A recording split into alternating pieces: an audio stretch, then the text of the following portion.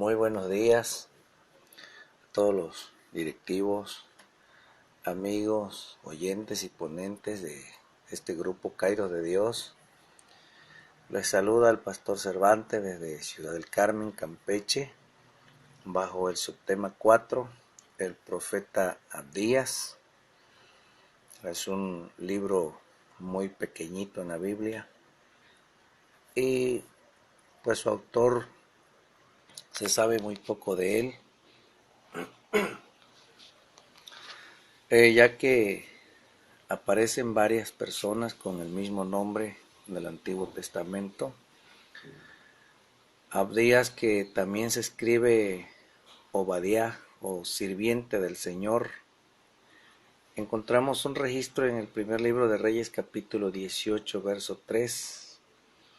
Y repito, se sabe muy poco respecto a la persona y vida del profeta Abdías. Entre los personajes que aparecen en el Antiguo Testamento que llevan este nombre se encuentra, por ejemplo, el mayordomo de Acab. En el primer libro de Reyes 18, 36 al 17, se menciona en este pasaje que este hombre llamado Abdías salvó de la furia de Jezabel a por lo menos 100 profetas del Señor. El segundo personaje aparece como el profeta Abdías, aunque en este caso quizás no sea un nombre propio. Los restantes se mencionan en 1 de Crónicas 3:21, a Nehemías 11:17, 12:9, 2 de Crónicas 17:7, Esdras 8:9 y Nehemías 10:5.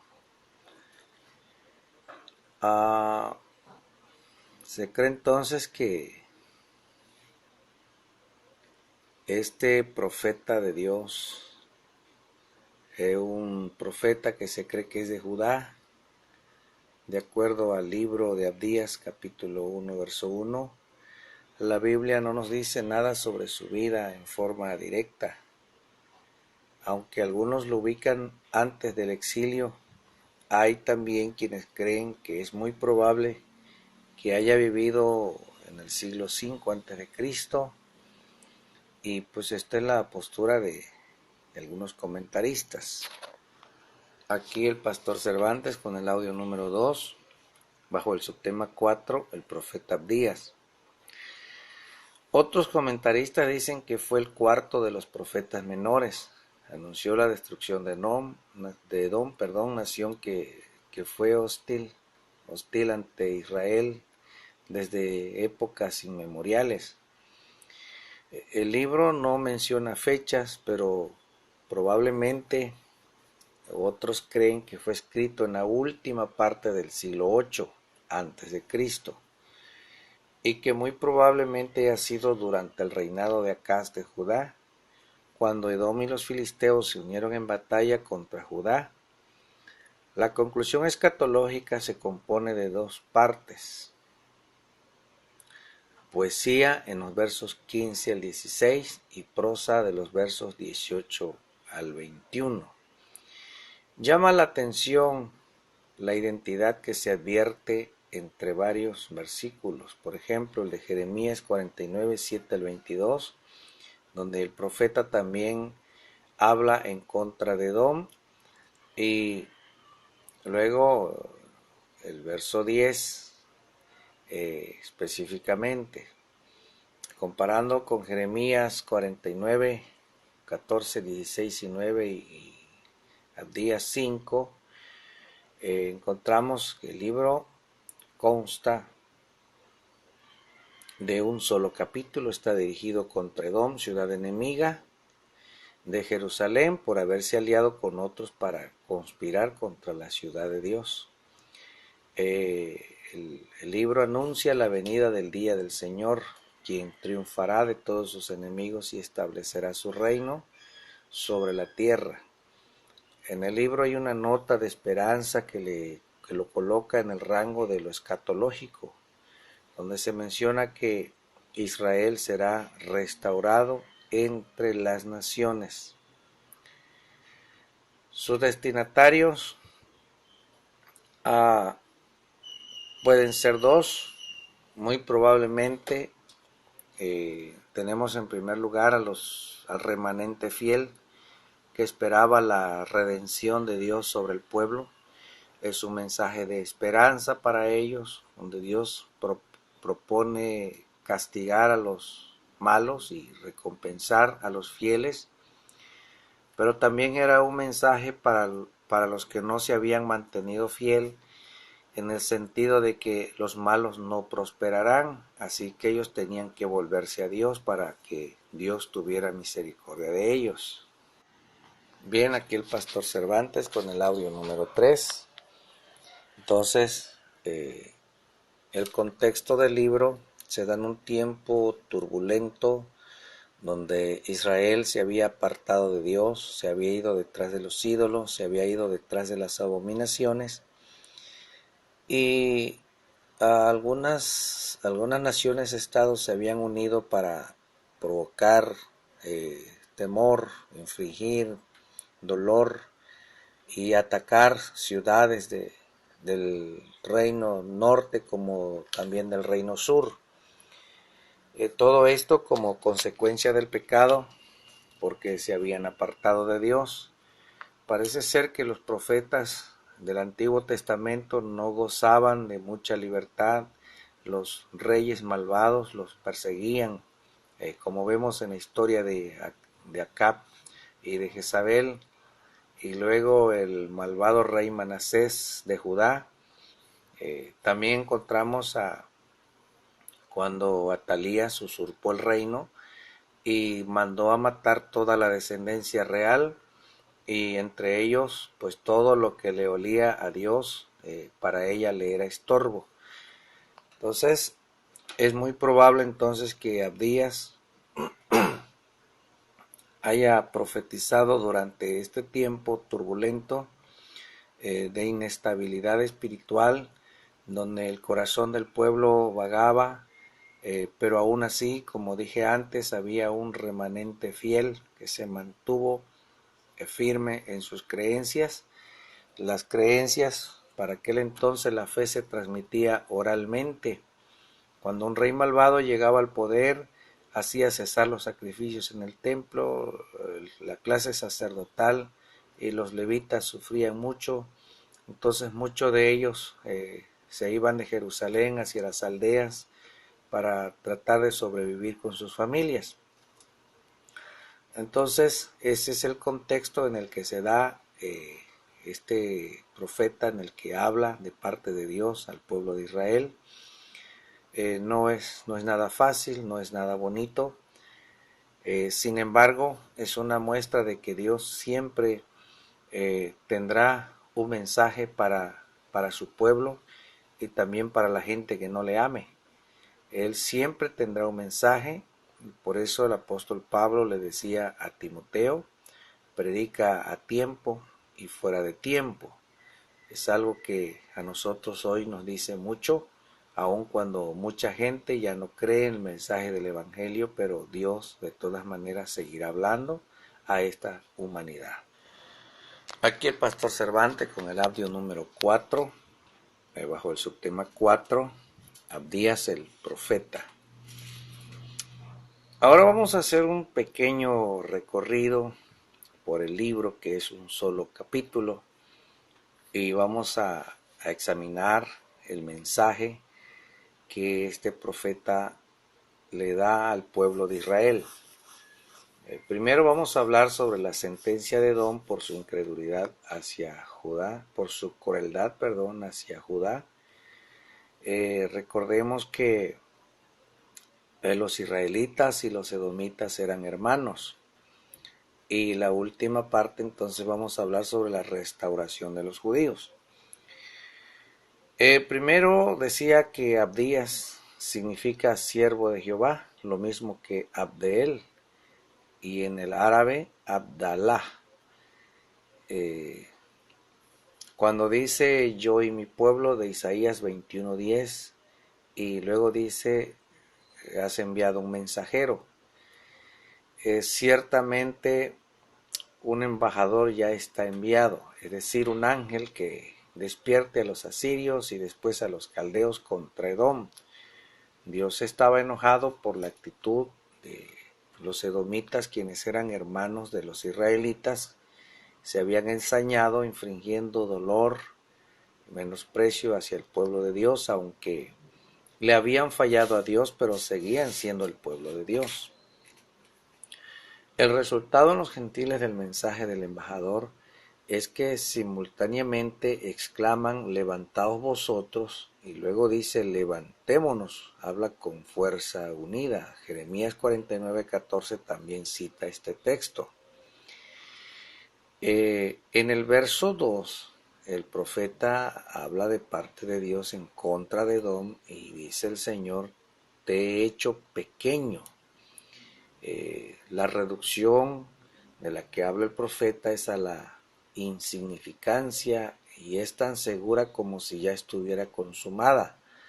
Habla en el tiempo presente, por tanto se emplea el tiempo pretérito, donde dice Edom se extendía entonces desde Kedán de Arabia hasta Bosra en el norte, de acuerdo a Jeremías 49:8 y 49:13. Calvino lo explica, puesto que fuiste hecho por mí un pueblo insignificante, ¿por qué eres tú tan orgulloso? Del verso 3. Pastor Cervantes, audio número 5.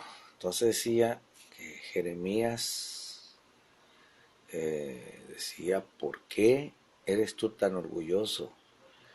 Pero de ser así, ¿por qué se necesitaría los pueblos gentiles para subyugar a uno tan insignificante? De acuerdo a Jeremías 49:15, confirma el punto de vista de Maurer. Entonces, aquí Dios se propone aplastar a Edom por mano de los gentiles. El verso 3 habla de las hendiduras de las peñas. Las ciudades de Edom y de entre ellas una ciudad que en hebreo se llama Sela, posteriormente conocida como Petra, que significa roca, en 2 Reyes 14:7. La capital de Wadi, Musa, compuesta mayormente de casas labradas en la piedra viva. La ciudad de Petra es una ciudad prácticamente oculta porque la gente, según dicen los comentaristas, que viven debajo de las rocas. El verso 4 menciona una frase donde dice te encaramares a ti misma o tácitamente si hicieres tu nido. De acuerdo a Job 26, Jeremías 49:16, si hicieres tu nido te subieres a las estrellas. Es decir, las más elevadas colinas, pudiera ir a hacer sus casas en las montañas más altas, en las rocas más fuertes.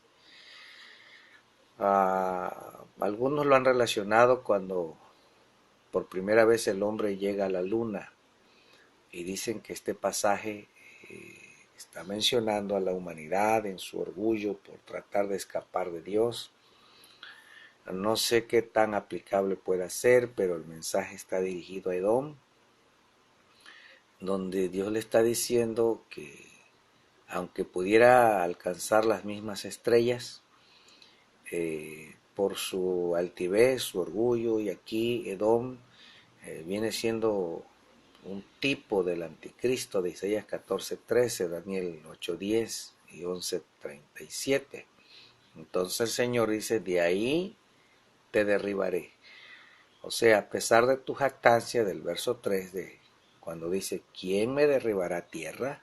Entonces Dios dice, yo, de ahí te derribaré, no importa a dónde te escondas, a dónde te vayas. Y si te vas a las estrellas, de eso me encargo yo. Aquí el Pastor Cervantes con el audio número 6.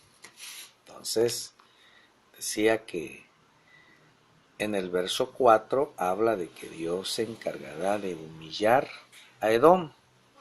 no importando lo que él haga, lo que intente, es Dios quien está peleando directamente contra este pueblo. El verso 5 habla del despojamiento. Cuando dice el despojamiento que tú sufrirás, no será tal como el que hacen los ladrones. Malo es eso. Malo como es eso, porque estos, es decir, los ladrones, cuando hayan tomado cuanto quieran o lo que puedan llevar, en su apuro dejarán el resto, no se llevarán todo. Y también hace mención, dice, ni tampoco como el que causan en la viña los vendimiadores, porque estos al cosechar la mayor parte de las uvas dejan rebuscos tras sí, sino que será por completo, dice el Señor, así como para no dejarte nada. La exclamación ¿cómo ha sido destruido? Es un paréntesis que irrumpe en medio de las palabras de la figura, denotan una muy fuerte emoción. Es sorprendente el contraste entre Edom, donde no serán dejados ni rebuscos, y la referencia que se hace a Israel, donde las peores circunstancias se dejan un residuo. En Isaías 17:6, Isaías 24:13, Dios habla de un remanente para Israel. Entonces, el verso 6 es una exclamación, dando por sentado lo que se dijo en el verso 5, y dice, ¿cómo fueron escudriñadas las cosas de Saúl? Por los soldados hostiles que buscaban botín, de acuerdo al versos 5 y 6, aquí en Jeremías 49, 9 al 10, sus cosas escondidas, dice Jeremías, o lugares. Edom abundaba en tales escondrijos como cavernas, hendiduras en las rocas y otras cosas más. Ninguno de esos escondrijos serían dejados sin revisar por el enemigo. ¡Qué terrible! Edom sería no solamente destruido, sino saqueado totalmente. Aquí el pastor Cervantes con el audio número 7. Hasta el término, dice el verso 7, hasta el término te hicieron llegar. Es dramática esta profecía, aunque decía un libro muy corto, tiene dos propósitos: dictar sentencia contra Edom y dar un mensaje de esperanza para el pueblo de Israel. Cuando dice hasta el término te hicieron llegar, está mencionando que cuando los embajadores idumeos vayan a los estados confederados buscando ayuda, estos los conducirán con la debida ceremonia hasta la frontera, dándoles vanos cumplimientos, pero no la ayuda requerida. Drusius en su comentario dice, este punto de vista concuerda con el contexto, el cual habla de los falsos amigos que engañaron a Edom. Eso es, fallaron en darle ayuda en su necesidad, de acuerdo a Job 6, 14 al 15. Calvino traduce este texto, te han corrido, o sea, te correrán, ayudarán a correrte hasta la frontera en el camino de tu cautividad en tierras extranjeras. Cuando literalmente el texto dice tus pacíficos, es decir, los hombres de tu paz, en el Salmo 41:9 y Jeremías 38:22, donde ocurre la misma fórmula, prevalecieron contra ti los que de tu pan comían, los más pobres o las tribus más pobres del desierto que subsistían por la generosidad de los edomitas, serían sus propios adversarios, serían los que contribuirían para delatar sus posiciones, sus escondrijos, y se unirían con el enemigo. el Salmo 41:9, el cual parece haber estado en la mente de Abdías como las palabras de él estuvieron antes en la mente de Jeremías. Pusieron el lazo debajo de ti, es lo que dice. Parece que aprovecharon la intimidad para tender una trampa con el fin de herir. Estos huéspedes edomitas, en vez de las almohadas que se colocaban comúnmente para los invitados a la mesa, tendieron lazos para hacer daño, es decir, tuvieron entendimiento secreto con los enemigos de Edom para aquel propósito. El comentarista Maurer traduce lazo. La versión inglesa dice tendieron una herida, lo que concuerda con el hebreo, vale decir la venda para una herida. Bien, aquí el pastor Cervantes con el audio número 8, entonces decía que esta frase significa que era la venda para una herida. Y luego sigue diciendo el texto, no hay en él entendimiento, nada de sabiduría, astucia por la cual los edomitas eran famosos, de acuerdo al verso 8, para desenredarse de su peligrosa posición. Y luego aparece la frase, no hay entendimiento en él, en lugar de que diga en ti. El cambio denota el alejamiento de Edom de parte de Dios. Es una advertencia. Edom se ha apartado tanto de Dios, que Dios ahora habla de él y no le habla a él. Muchas personas viven esa misma experiencia. Cuando se alejan de Dios, se convierten en enemigos de Dios y por lógica Dios también los va a dejar solos a su propia suerte. En el verso 8 el profeta dice, perezcan los sabios de Edom. Hasta ahora conocido como Idumea por medio de su intercambio con Babilonia y Egipto, y por sus medios de información por la ida y venida de sus muchas caravanas de comerciantes entre Europa y la India.